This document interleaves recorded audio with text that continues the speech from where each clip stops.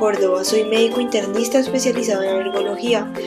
Como médico especialista daré a conocer las causas del asma y los posibles tratamientos para lidiar con esta enfermedad. Mi principal objetivo es lograr que todos los niños y adultos de Colombia, así padezcan esta enfermedad o no, obtengan una visión general del asma y entiendan que somos todos los integrantes de la sociedad actual quienes contribuimos a empeorar los desencadenantes del asma.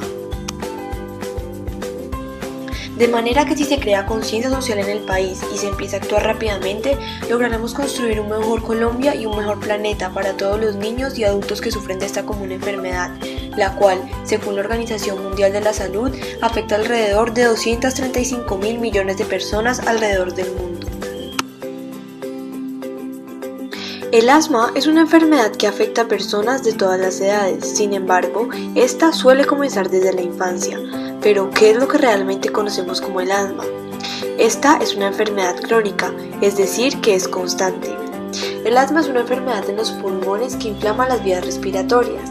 Las personas que sufren de asma tienen las vías respiratorias inflamadas y es por esto que son sensibles y reaccionan a inhalar diferentes sustancias.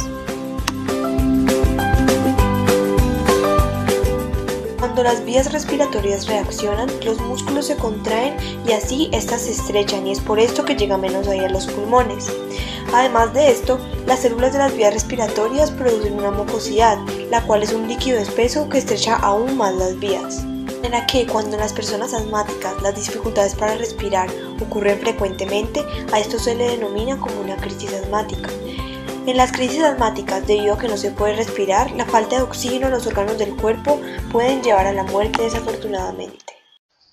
Así pues, que ya conociendo lo que es el asma, hay ciertos síntomas los cuales permiten que el paciente pueda identificar esta enfermedad. Para iniciar, uno de los síntomas es la tos, la cual se puede producir con o sin flema. Generalmente, la tos suele ser peor por la noche o en las mañanas. Otros síntomas son las sibilancias, las cuales son silbidos o chillidos que se producen al respirar. Además, otras señales para identificar el asma son la sensación de presión en el pecho y la dificultad para respirar. Estos síntomas son indicio de que se padezca del asma. Sin embargo, hay unos síntomas los cuales deben ser atendidos con urgencia y es importante tratarlos debido a que puede estar experimentando una crisis asmática. Estas señales son el color azul de los labios y la cara, la disminución de la claridad mental como la confusión, la dificultad extrema para respirar y el pulso rápido. Adicionalmente, la ansiedad extrema por la dificultad para respirar y la respiración anormal, donde se demora el doble en exhalar que en inhalar, deben ser tratados con urgencia. Hay que tener en cuenta que no todas las personas tienen asma desarrollando todos estos síntomas. Sin embargo, los síntomas graves pueden llegar a ser mortales y es importante tratarlos. Así pues, que hay diferentes factores que desarrollan el asma, y estos se conocen como desencadenantes. En personas asmáticas, los alérgenos pueden ser una de las causas de su crisis. Los alérgenos son sustancias que causan reacciones alérgicas, siendo los ácaros del polvo, el moho, las cucarachas, el polen y la leche, así como el chocolate, las fresas, el trigo, siendo uno de los más comunes. El esfuerzo físico también es un desencadenante del asma, pero existen varios tratamientos para tanto niños como adultos, para que puedan continuar realizando sus deportes sin ningún problema.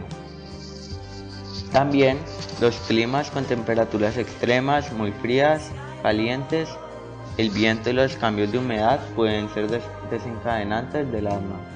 Además, las infecciones de las vías respiratorias irritan la nariz, la garganta y los senos nasales. Desafortunadamente, el asma es causada también gracias a ciertos desencadenantes provocados por los humanos.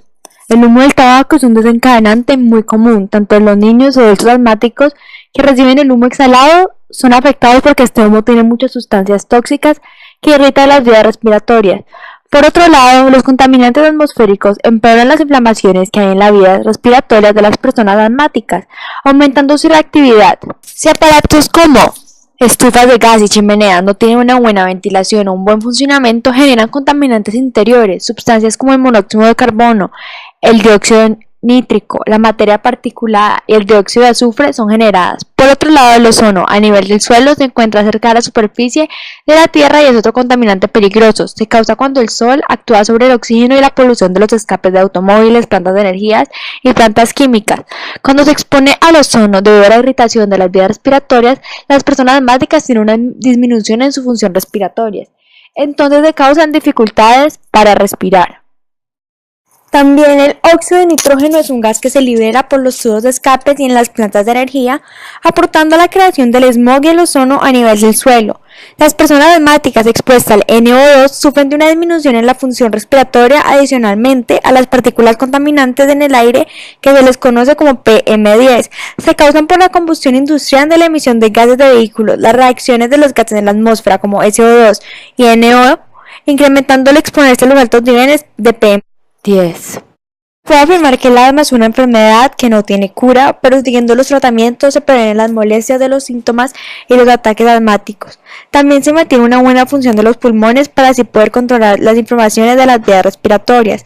Si se comienzan los síntomas, es necesario realizar pruebas alergénicas para identificar los alergenos que están causando las reacciones. También se debe hacer una gasometría arterial, que es la toma de sangre que mide el oxígeno y el dióxido de carbono en la sangre para identificar enfermedades respiratorias y pulmonarias. Además, se deben hacer pruebas de la función pulmonar. El asma se controla con medicinas de control a largo plazo y de alivio rápido.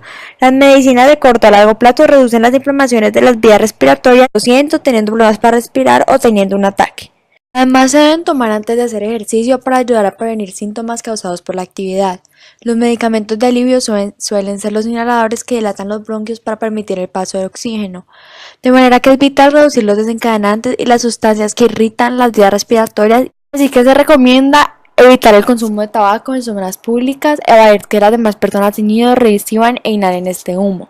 También se debe evitar la compra de productos desechables y plásticos que no son biodegradables. Para disminuir la contaminación se debe hacer mantenimientos constantes a los vehículos para evitar que estos liberen gases contaminantes. Asimismo, se debe empezar a hacer uso del transporte público o bicicleta. Finalmente, la contaminación del aire se puede prevenir si las personas y las empresas disminuyen el uso de emisión de sustancias tóxicas. Para esto se debe disminuir el uso de quema de combustibles fósiles, tanto industriales y fábricas, hasta el uso de aire acondicionados en el hogar.